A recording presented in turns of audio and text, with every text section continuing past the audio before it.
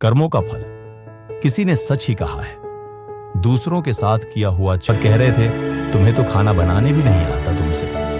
अच्छा तो श्यामू है जो तुमसे अच्छा खाना बना लेता है, तुम जाओ और उसे भेज दो। राजा श्यामू को बुलाते हैं और सारी बातें बता देते हैं और कहते हैं, तुम्हारे भाई ने माता पिता के लिए इतना त्याग किया है, अब तुम्हारी बारी है।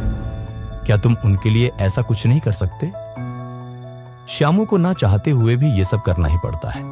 अगले दिन फिर से सारी तैयारी किया जाता है। श्यामू घर आकर सोचता है, मैं वहां जाऊंगा ही नहीं, अगले दिन शहर छोड़कर कहीं चला जाऊंगा।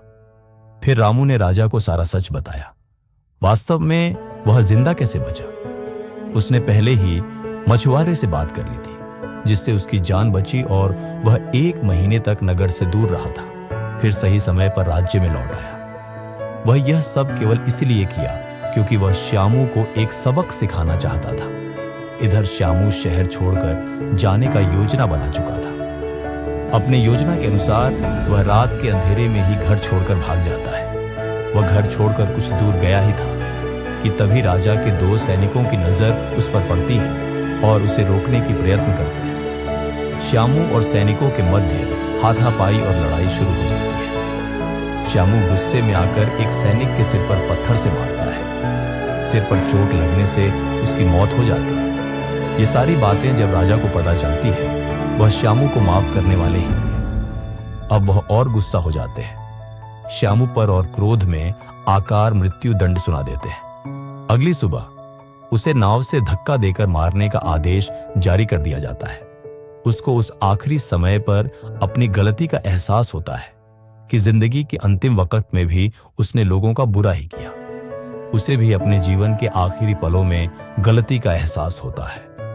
पर वो कहावत तो सुनी होगी, अब पछताए होत क्या, जब चिड़िया चुग गई खेत, और पछतावे के साथ उसे अपनी जान से हाथ धोना पड़ता है। कहानी खत्म होने पर गौतम बुद्ध उस व्यक्ति को समझाते हैं, कर्मों का फल ऐसा ही होता है।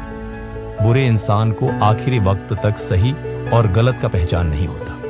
जिंदगी ऐसे ही नहीं चलती। जिंदगी समझने की चीज है जिसे हर व्यक्ति को समझनी चाहिए। फिर महात्मा बुद्ध ने बोला, अच्छे कर्म को बनाने से पहले हमें इस बात पर ध्यान देने की जरूरत है कि आखिर अच्छे कर्म बनने का पहला पड़ाव क्या है। मनुष्य के द्वारा किए जाने वाले सभी कर्म उसके विचारों से बनते हैं। हमारी सकारात्मक या नकारात्मक सोच विचारों को जन्म देती है और वही विचार कर्म बनाते हैं। इस तरह सोच सकारात्मक होने पर ही अच्छे कर्मों का निर्माण हो सकता है। फिर उस व्यक्ति ने पूछा, पाप का फल कब मिलता है?